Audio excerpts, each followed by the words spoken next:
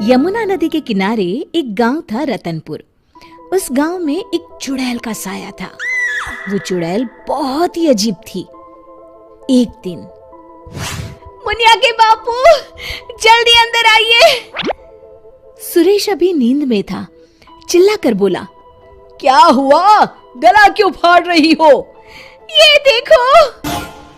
अरे, ये कैसे हुआ? मुनिया, क्या हुआ बेटा? उससे क्या पूछ रहे हैं? बेचारी तभी से डरी सहमी हुई है। लेकिन ये तो कोई गंभीर बीमारी लगती है। हाँ, देखो तो, बेचारी की चुटिया ही काट ली किसी ने। राम राम। लेकिन एक भी बाल आसपास नहीं दिख रहा। हाँ, ये हुआ क्या समझ में ही नहीं आ रहा। ऐसे ही 2-4 दिन मुनिया को देखने और सांत्वना देने वाले भी आए। अब कुछ शांति हुई ही थी कि एक दिन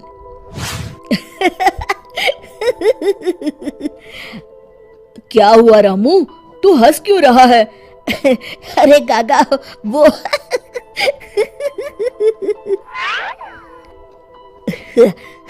के बच्चे, कुछ बता भी। रूपा काकी की चुटिया कट गई है। हाँ, और मुन्नी भी।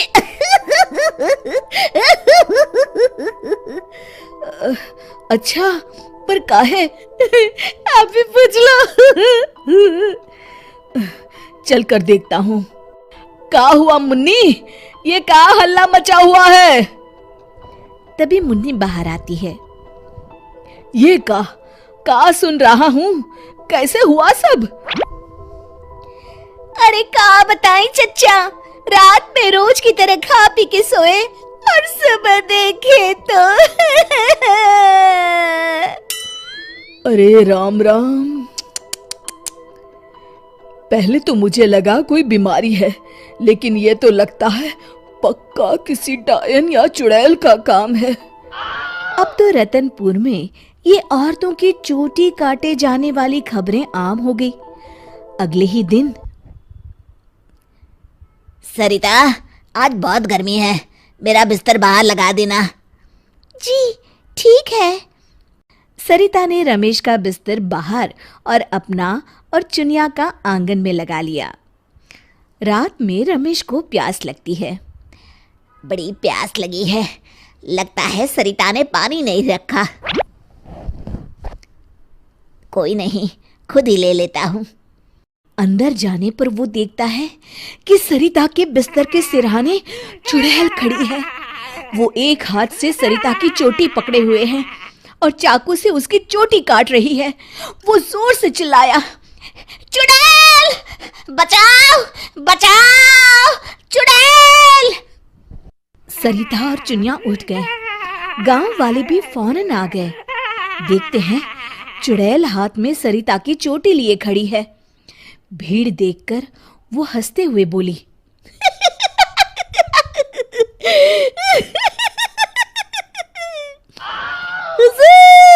आते आते बहुत देर कर दी।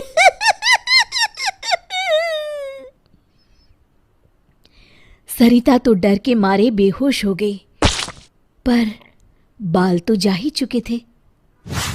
अरे आखिर चाहती क्या हो? पर चुड़ैल उनकी बात अनसुनी करके सरिता की चोटी घुमाते हुए सबकी आंखों के सामने गायब हो गई। चोटी वाली चुड़ैल की खबर जंगल की आग की तरह पूरे गांव में फैल गई और गांव में बातें चलने लगी। मुनवा, सुना है कल तेरी भाभी की भी चोटी चुड़ैल ले गई। हाँ, उन्हीं के घर मिलने जा रहा हूँ। वैसे तो ठीक ही रहा, कम से कम अब सर पर पल्लू तो टिकेगा। हाँ, ये बात सही कही आपने। इतना कह के दोनों वहां से चले गए। इसी तरह चुड़ैल का डर सारे गांव में बढ़ता गया और लोग घर छोड़कर वहां से जाने लगे। तभी कुछ गांव के लोग आपस में बात करने लगे, क्यों ना सरपंच जी के पास चले। हाँ, सरपंच जी ने दुनिया देखी है, कोई ना कोई उपाय ढूंढ ही निकालेंगे। हाँ, चलो। और सभी गांव वाले सरपंच जी के घर पहुंच गए।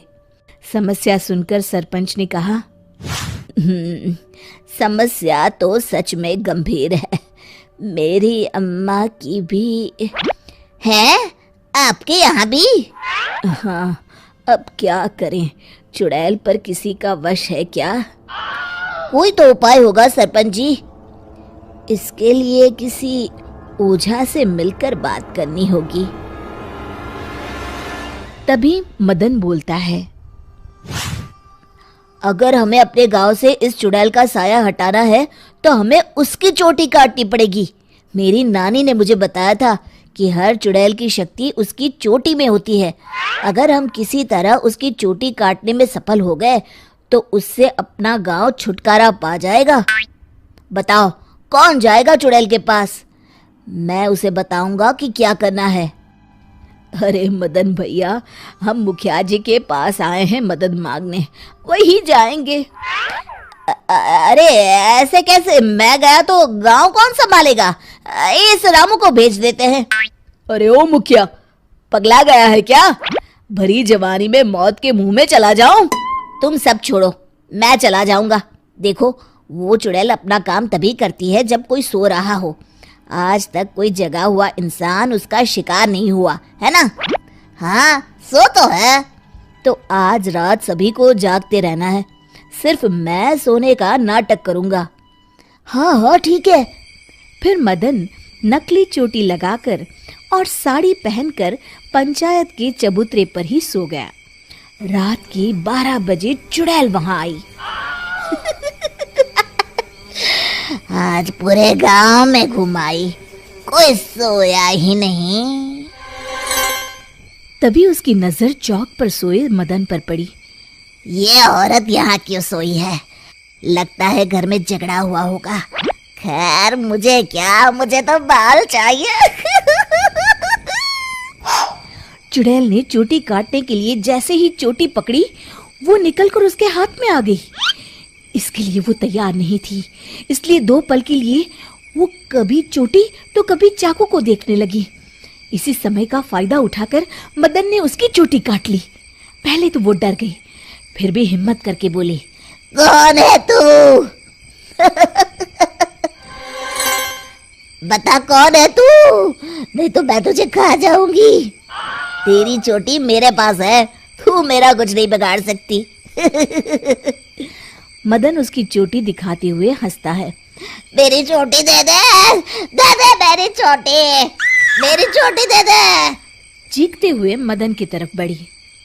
हाँ, अगर एक कदम भी आगे बढ़ाया तो मैं अभी इसे जला दूंगा। नहीं नहीं, ऐसा मत करना। नहीं करूंगा, पर एक शर्त पर। हाँ हाँ, मुझे तुम्हारी सब शर्तें मंजूर है, बस ये चोटी दे दो। अभी नहीं, पहले ये बताओ तुम इन बालों का क्या करती हो? मैं इन्हें एक कुएं में डाल रही हूँ, उसे भरने के लिए। वो क्यों? जब वो कुआं भर जाएगा तो मैं सबसे शक्तिशाली हो जाऊंगी। चलो वो कुआं मुझे दिखाओ, वहीं तुम्हें तुम्हारी चोटी दे दूंगा। चलो ये चोटी मुझे दे दो, इसकी मदद से हम जल्दी पहुंचेंगे। नहीं नहीं, मुझे जल्दी नहीं, पैदल ही चलते हैं। वो मदन को लेकर चलने लगी और गांव वाले भी जलती हुई मशालें लेकर उसके पीछे पीछे आ गए। सब उसकी गुफा तक पहुंच गए, जहां कुएं के अंदर उसने बाल जमा कर रखे थे। आधा कुआं तो भर गया है। देखो, दिखा दिया ना, अब जल्दी से मेरी चोटी दे दो। हाँ हाँ, क्यों नहीं, ये लो। कहते हुए मदन ने उसकी चोटी भी कुएं में फेंक दी। अरे बेवकूफ, ये क्या किया? अब मैं इतने बालों में से अपनी चोटी कैसे ढूंढूंगी? वो देखो, बीच में पड़ी है। चुड़ैल कुएं में जाकर अपनी चोटी ढूंढने लगी। उसके कुएं में उतरते ही गांव वालों ने अपनी अपनी मशालें कुएं में फेंक दी। वो धू धू करके जलने लगा। अरे बचाओ रे कोई, मैं सबके बाल वापस कर दूंगी, बचाओ। साथ ही वो चुड़ैल भी जलकर भस्म हो गई। शिक्षा: अगर मिलजुल कर किसी समस्या का हल ढूंढा जाए तो समस्या